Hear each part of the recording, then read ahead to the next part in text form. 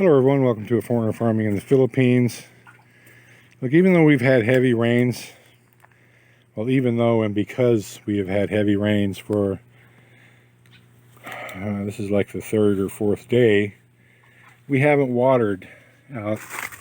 We haven't watered using the water from the breeding tanks here. And so, you know, it's a balance between these tanks having sufficiently nutritious water for the plants in the garden and the water being too low quality for the fish. I need to run through about 500, 600, 700 gallons a day through these tanks to keep the water quality up to what I think is sufficient. I don't want us to have to stand down here for an hour while that last tank drains. So, and since I want to do some water exchange, what I'm going to do is I'm going to open all 4 of these valves for just a couple minutes. They all need to be opened so that you can see the color of that water that comes out right in the beginning.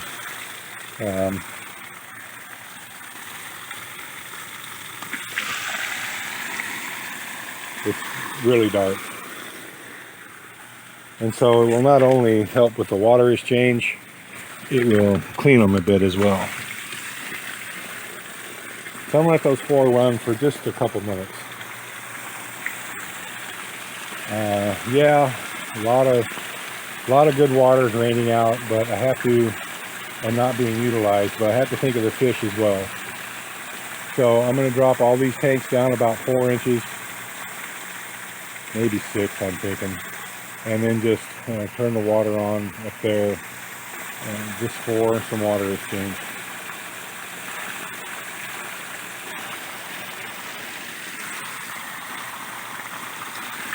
And it's not, you know, this water isn't totally being wasted because it's going into pond 1. It is being captured.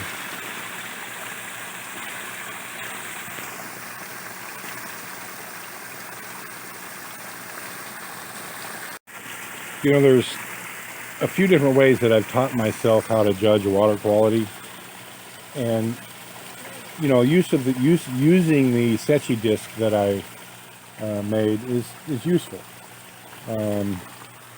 Something's blocked up this one here. There must be a fish up against it. Maybe he'll get away from it. I'll shut it off for just a second. No, I'm gonna have to run a stick up in there. Oh boy. Always something.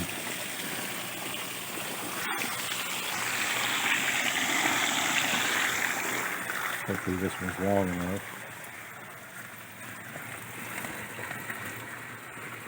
Yeah, it's not, of course.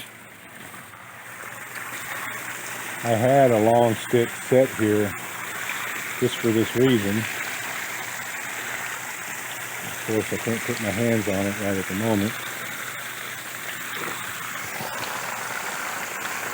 This one here should be.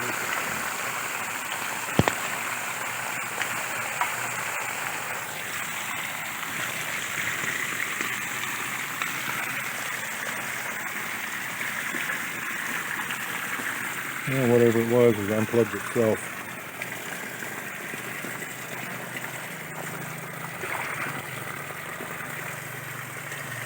Alright, well these first 3 tanks are down enough. I'm going to close these valves. What I was saying is that I've kind of learned that an easy way to judge water quality, look, all these have aeration in them, and it comes up and it makes bubbles. And I've kind of figured out that if the bubbles remain, like you can see these bubbles floating all around out in there, kind of like pancakes. When pancakes bubble up, they're still in there. They haven't burst yet. And I've found that that is indicative of water that is just too dirty. And that helps me keep track of water quality.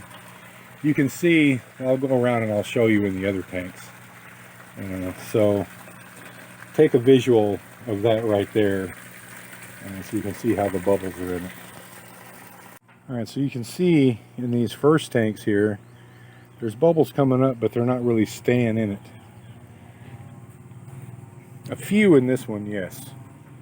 This is third down the line. This one is fourth, not so much. And a few in the fifth tank in line there.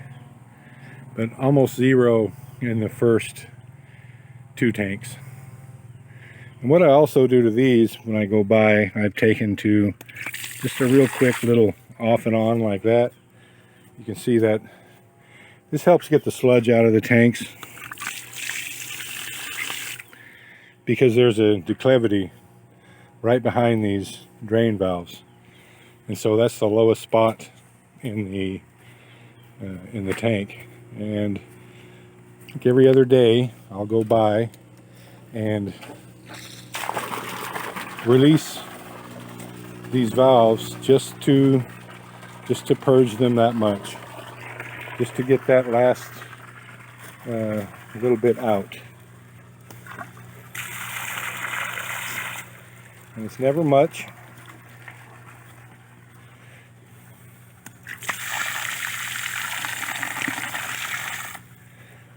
And then it clears up that little 2-inch by 4-inch low spot, and it becomes free of sludge, and opens it up so it can, cleans it out enough so that it can do it again.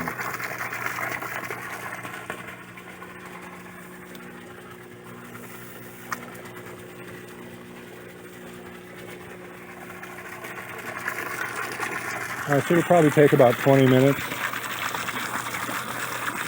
And it'll be enough water to fill these tanks back up. Thank you, everyone. Please like, comment, share, and subscribe.